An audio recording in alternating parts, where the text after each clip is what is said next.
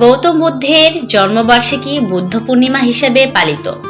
গৌতম বুদ্ধ সিদ্ধার্থ গৌতম শাক্যমুনি বা সহজভাবে বুদ্ধ নামেও পরিচিত একজন ঋষি ছিলেন, যার শিক্ষাগুলি বৌদ্ধ ধর্মের বিকাশের ভিত্তি হিসেবে কাজ করেছিল।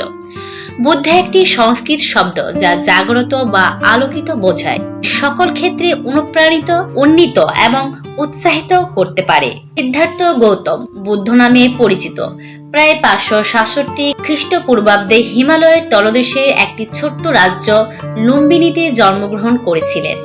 তিনি রাজা হিসেবে তার জীবন ত্যাগ করেছিলেন এবং যাযাবর তপস্বী জীবনধারা গ্রহণ করেছিলেন।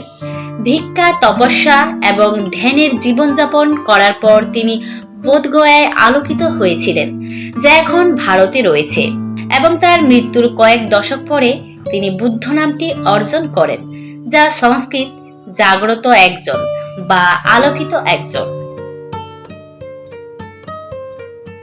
অতীতে বাস করো না, ভবিষ্যতের স্বপ্ন দেখো না, বর্তমান মুহূর্তে মনকে নিবদ্ধ করো। প্রতিদিন সকালে আমরা আবার জন্মগ্রহণ করি। আজকে আমরা যা করি সেটাই সবচেয়ে গুরুত্বপূর্ণ। আপনি আপনার রাগের জন্য শান্তি পাবেন না, আপনি আপনার রাগের জন্য শাস্তি পাবেন। যদি আপনি কারোর জন্য একটি প্রদীপ জ্বালান, তবে এটি আপনার পথকেও আলোকিত করবে।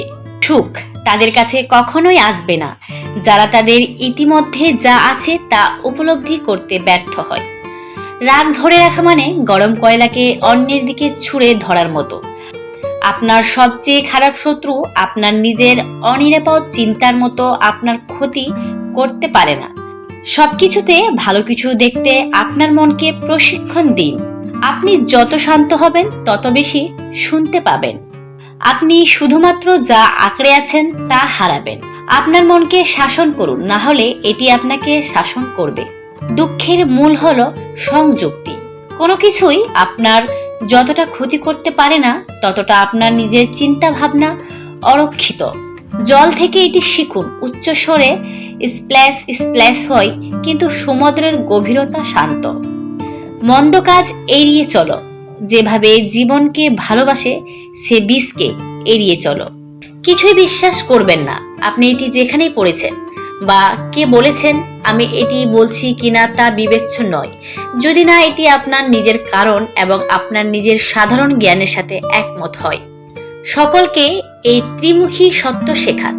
একটি উদার হৃদয়, সদয় বক্তৃতা এবং সেবা ও করুণাপূর্ণ জীবন যা মানবতাকে পুনর্বিকরণ করে।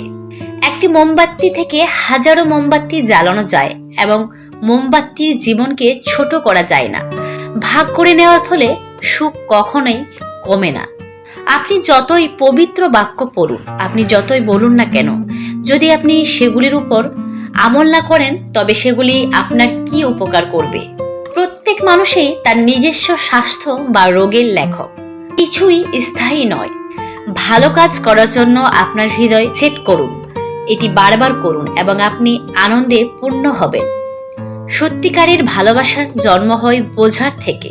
শরীরকে সুস্বাস্থ্যের মধ্যে রাখা একটি কর্তব্য, অন্যথায় আমরা আমাদের মনকে শক্তিশালী এবং পরিষ্কার রাখতে সক্ষম হব না। স্বাস্থ্য সবচেয়ে বড় উপহার, তৃপ্তি সবচেয়ে বড় সম্পদ, বিশ্বস্ততা সবচেয়ে ভালো সম্পর্ক। আমরা যদি একটি ফুলের অলৌকিক ঘটনা স্পষ্টভাবে দেখতে পেতাম, তবে আমাদের পুরো জীবন বদলে যাবে। হাজার যুদ্ধে জেতার চেয়ে নিজেকে জয় করা ভালো। তাহলে বিজয় আপনার, এটা তোমার কাছ থেকে নেওয়া যাবে না।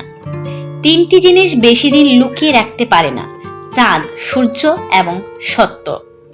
জীবনে আপনার উদ্দেশ্য হলো আপনার উদ্দেশ্য খুঁজে বের করা এবং এতে আপনার সমস্ত হৃদয় ও আত্মা দেওয়া। সত্যের পথে কেবল 2টি ভুল করা যায়: পুরো পথে না যাওয়া এবং শুরু না করা।